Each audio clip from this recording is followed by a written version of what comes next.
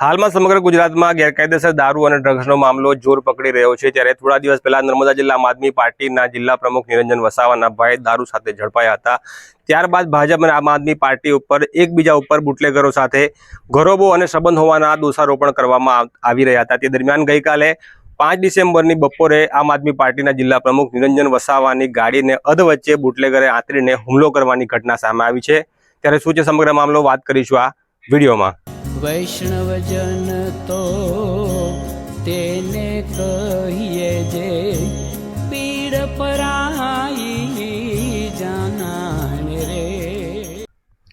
નવજીવન ન્યૂઝમાં તમારું સ્વાગત છે। ગઈકાલે 5 ડિસેમ્બરે આમ આદમી પાર્ટીના જિલ્લા પ્રમુખ નિરંજન વસાવા ઉપર રાજપીપળાના એક લિસ્ટેડ બુટલેગરે રસ્તે તેમની ગાડી આંતરી હતી અને તેમને રસ્તે આંતરીને તેમની સાથે બોલાચાલી કરી હતી અને તેમના ઉપર હુમલો કરવાનો પ્રયાસ કર્યો હતો। જ્યારે આ સમાચાર સામે આવ્યા ત્યારે રાજકીય મોરચે હડકંપ મચી જવા પામ્યો હતો। ત્યાં ડીડેપણ આમ આદમી પાર્ટીના ધારાસભ્ય ચૈતર વસાવા પણ આવ્યા હતા અને ત્યારે તેમણે પોલીસની ઝાટકણી કાઢી હતી કે બુટલેગરોને તેઓ છાવરી રહ્યા છે, બુટલેગરો સામે જે કડક કાર્યવાહી કરવામાં આવી છે નથી આવતી, તેના લીધે તેઓ ગુસ્સે ભરાયા હતા અને તેમણે 24 કલાકનું પોલીસને અલ્ટિમેટમ આપ્યું હતું।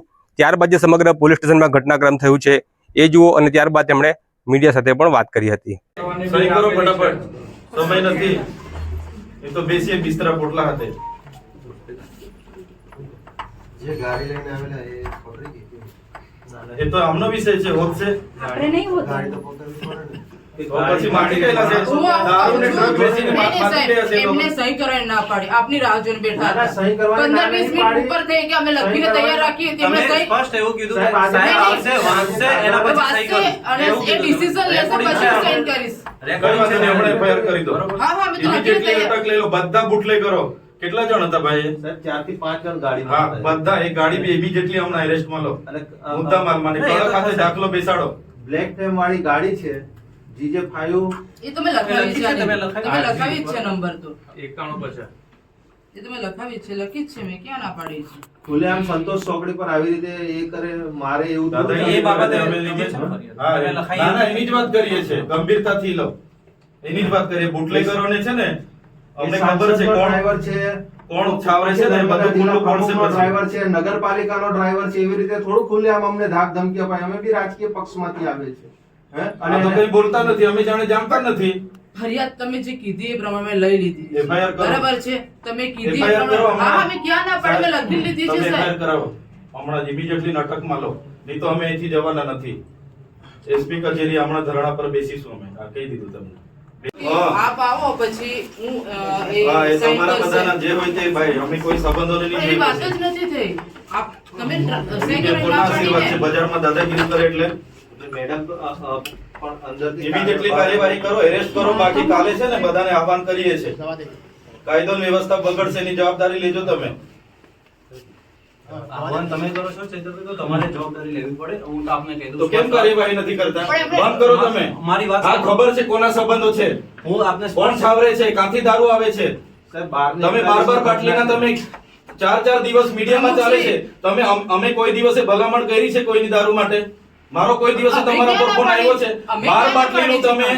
મારા નામ જો હાઇલાઇટ કરો છો, 4 અમે દિવસ નથી મીડિયામાં ચાલે છે। આ અમારી મીડિયા સાથે કોઈ લેવા દેવા નથી। બુટલેગરો દાદાગીરી કરે છે, તમે એલસીબી ના પીઆઈ છો, તમારી ફરજ છે ને એરેસ્ટ કરો।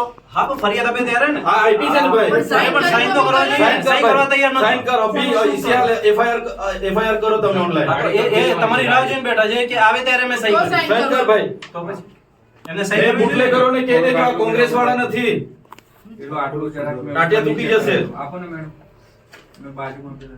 એ ડ્રગ પેડલરોને અને બુટલેગરોને કહી દેજો,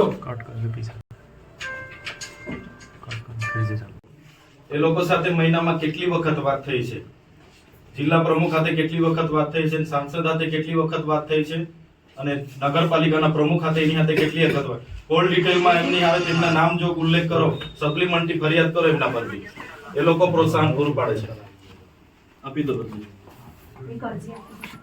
2 દિવસ અગાઉ આમ આદમી પાર્ટીના પ્રમુખ નિરંજનભાઈ વસાવાએ રાજપીપળામાં ખુલ્લેઆમ દારૂ અને ડ્રગ વેચાય છે એવી એમણે મીડિયામાં સ્ટેટમેન્ટ આપ્યું હતું, જેના કારણે બુટલેગરો ઉશ્કેરાઈ જઈને કેટલાક રાજકીય નેતાઓના ઈશારે એમણે આજે ભર બજારમાં નિરંજનભાઈની ગાડી રોકીને એમના પર જીવલેણ હુમલો કર્યો હતો અને એ હુમલામાં નિરંજનભાઈ જેમ કેમ બચી ગયા અને પોલીસ સ્ટેશને પહોંચીને એમણે ફરિયાદ નોંધાવી છે.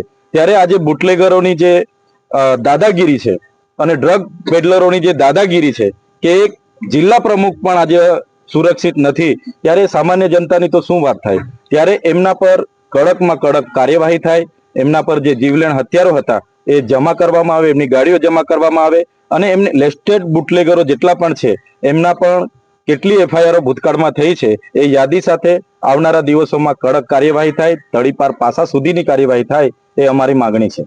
અને જો પોલીસ કાર્યવાહી કરવામાં કોઈ ઢીલાસો અપનાવશે તો આમ આદમી પાર્ટીનું શું કહેતો હશે? અહીંના પીઆઈ જે તપાસ અધિકારી છે એમણે કીધું છે 24 કલાકની અંદર એમની ધરપકડ પણ કરીશું, એમના તમામ હથિયારો જપ્ત કરીશું, એમની ગાડીઓ પણ જપ્ત કરીશું અને એમની દરખાસ્ત પણ આવનારા દિવસોમાં અમે કલેક્ટરશ્રીને મોકલીશું. જો આમ નહીં થશે તો અમે બધા જ લોકો નિરંજનભાઈ એમના પરિવારની સુરક્ષા માટે રાજપીપળામાં ભેગા થઈશું, એસપી કચેરીએ જઈશું અને એસપી સાહેબને વિનંતી કરીને એમના પર કડકમાં કડક કાયદેસરની કાર્યવાહી થાય એવી અમે માંગ કરીશું.